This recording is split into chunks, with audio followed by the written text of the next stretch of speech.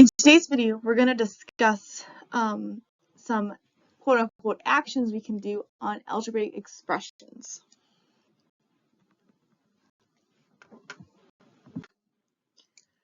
These two actions we're going to talk about are going to be evaluation and simplification. I'm going to describe each of them and how we do those quote-unquote actions. Evaluation is simply finding the value of an expression given a value for the variable or variables by using substitution. Substitution is simply replacing a variable with a given value. Substitution is one of the most common techniques that we use in mathematics. Let's practice evaluating.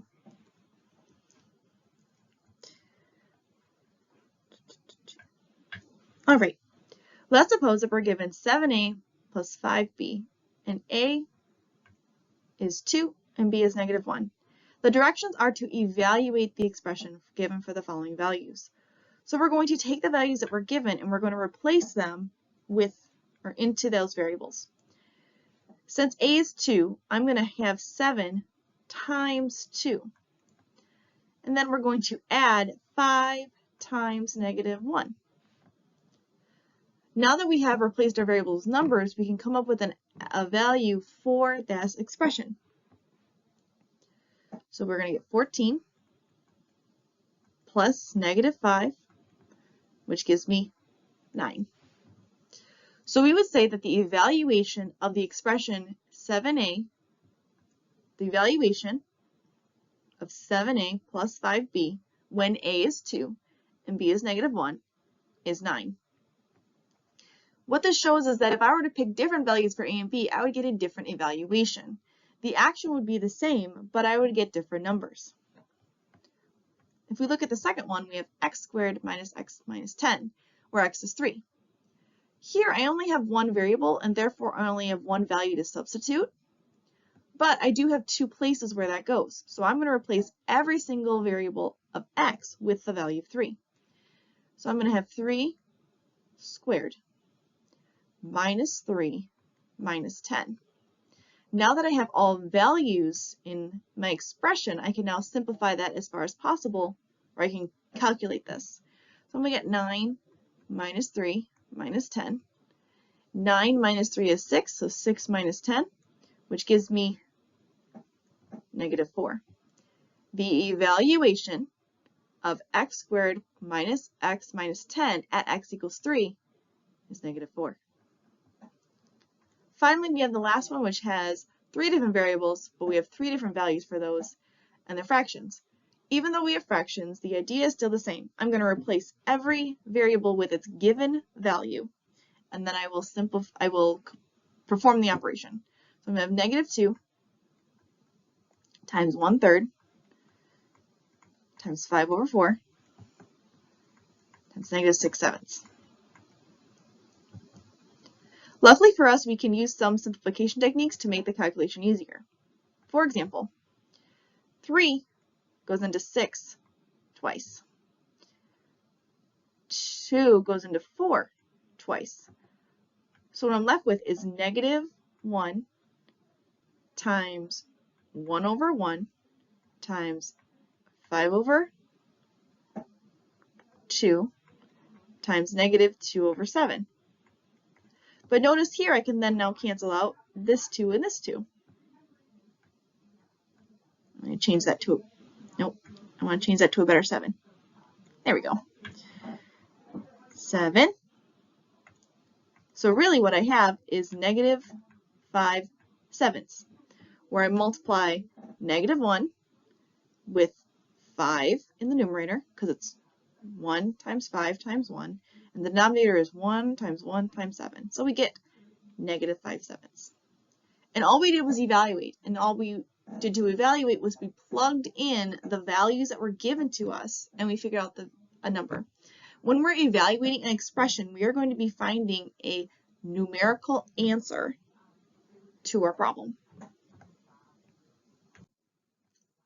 Now let's talk about simplification.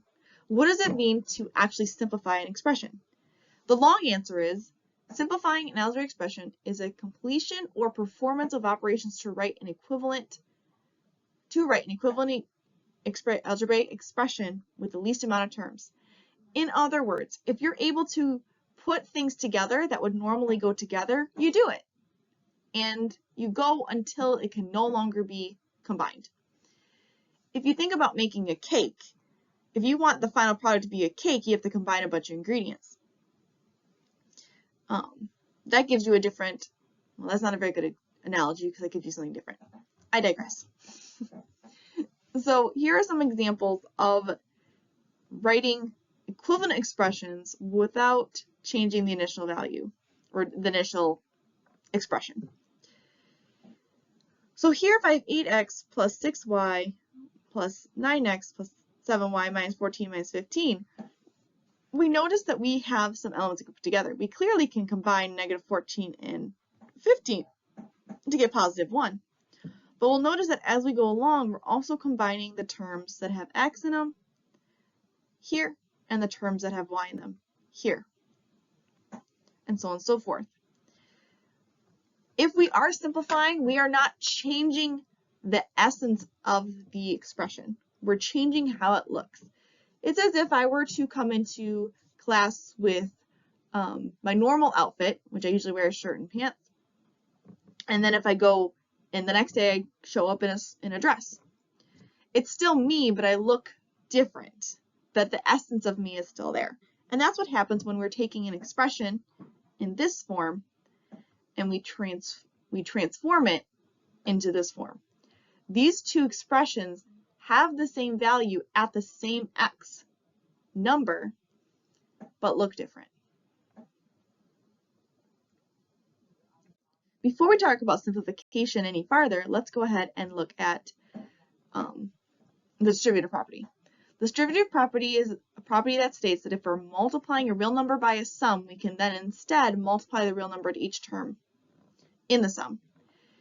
If we look at the algebraic written of it, the algebraic form, if we have a, b, and c and they're real numbers, then a times the quantity of b plus c is equal to a times b plus a times c.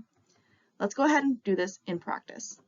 If I have 7 times the quantity of x plus 8, this is the same thing as saying, so I have the quantity of 7 times x plus 8. This is the same thing as 7 times x plus 7 times 8, which is the same thing as 7x plus 56. If I do the second example, I have negative 3 times the quantity of b minus c. This is the same thing as negative 3b plus 3c. Remember that if you are multiplying a negative number together, two negative numbers, so in this case we have negative 3 as my factor on the outside, and then I have a coefficient of negative 1, negative 3 times negative 1 is a positive 3. Now, unlike the previous one, we don't have any way we can simplify any farther. Because since I don't know what c is, I can't find the value of 3c. It's just whatever 3c is. So we get the answer of 7x plus 56 for the first one. And then we have the answer of negative 3b plus 3c. If all we're doing is simplifying or performing the distributive property, and there's nothing else to combine, we're done. Most of the time when you are simplifying an expression, you will not have a numerical answer, but when you're evaluating a numerical algebraic expression, you will have a numerical answer. So how do we simplify these algebraic expressions? The biggest thing we're going to look at is combining like terms. If you're simplifying algebraic expressions, you're combining like terms or performing the operations on those. Combining like terms is adding or combining the coefficients of like terms. In order for us to know what that is, we have to know what the definition of like term is. A like term are terms which have the same variables and the same exponents on those variables. There are two conditions.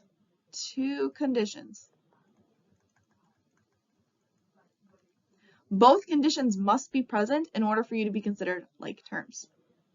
If we look at the first example, 16xy and 8xy. They are considered like terms.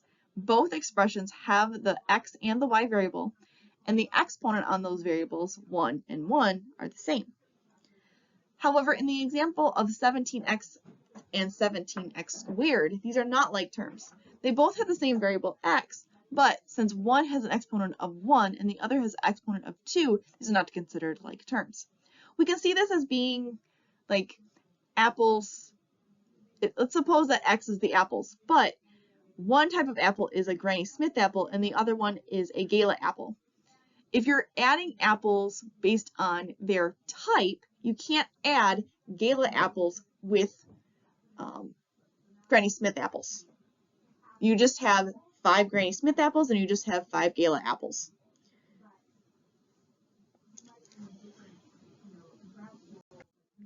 Let's go ahead and practice simplifying some algebraic expressions.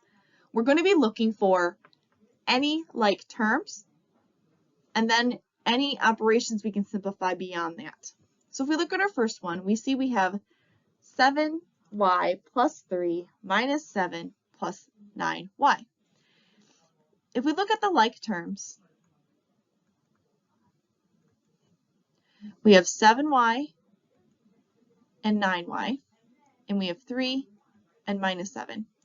This means we can combine our like terms by combining their coefficients. So 7y plus 9y is going to be 16y. And 3 minus 7 is going to be negative 4.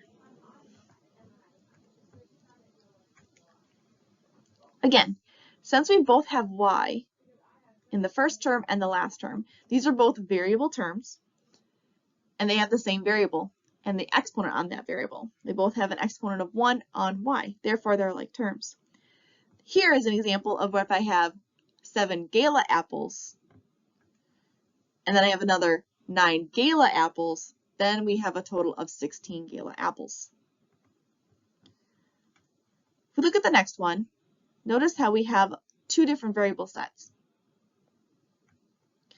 We have AB, and we also have negative 2AB. These two terms have the same variable and the same exponent on the variables. Now the other two terms, we have positive 2b and a positive 3b. These are considered like terms because they have the same variable and the same exponent on those variables. So we'll go ahead and combine those together. We'll have ab minus 2ab. When we combine like terms, all we're doing is we're looking at the coefficients in the front and combining them together. So 1 minus 2 is going to be a negative ab. So that's my first term. Now if I look at 2b plus 3b, I'm looking at the coefficients in the front. If I add those together, I get 5. So the final answer would be negative ab plus 5b. Nothing else to simplify. Although both terms have a variable b, they don't both have a, and therefore are not considered the same type. All right, last one. We're going to go ahead and use the distributive property first in order to simplify this expression. This means we're going to have 8x plus 8 times 3 minus 5 times x minus 5 times 4. Now we can go ahead and simplify the numerical part of the expression by performing the operation of multiplication. 4. Now we look and see if we have any like terms. Here we have x is present in both 8x and negative 5x. We can combine those like terms because they are like terms. We combine like terms by performing the operation on the variables, or not on the variables, but on the coefficients. So we're going to add negative 5 to 8. So 8 minus 5, 3x. Now I'm going to combine 24 with negative 20, which gives me a plus 4. If the goal is to simplify the algebraic expression, we've simplified each algebraic expression to the best that we can. Now we could, if we're given values for the variables, we could then evaluate these expressions. Oops, forgot that part. All right, so what I'd like you to do is I'd like you to practice simplifying these algebraic expressions. Go ahead and pause the video to give you some time to do that. Hopefully you've paused the video so you could practice these expressions. Now for that first one, even though it's backwards, right here, this right here, it's still a distributive property. So I'm going to get 20 minus 4x plus 6x squared, or 6x minus 2, which will give me a total of 18 plus 2x, which is my simplification. This one I have 3 on the outside, but I'm going to distribute everything through. So I'm going to get 6 minus 3x squared plus 4, or 12. Go ahead and erase that. 12x minus, that should be minus 6. It's a plus. Don't forget to distribute the negative sign with it as well. I don't need the parenthesis at the end anymore. Whoop. So now we're going to go ahead and combine like terms. We're going to give 12 minus 3x squared minus 12x. And that's our answer. For the last one, we're going to distribute through and then combine like terms. We're going to have 4/5 x minus 12 minus 3/5 x plus 2. 4 plus 3 is going to be, or 4 minus 3 is 1, so we have 1/5 x minus 10.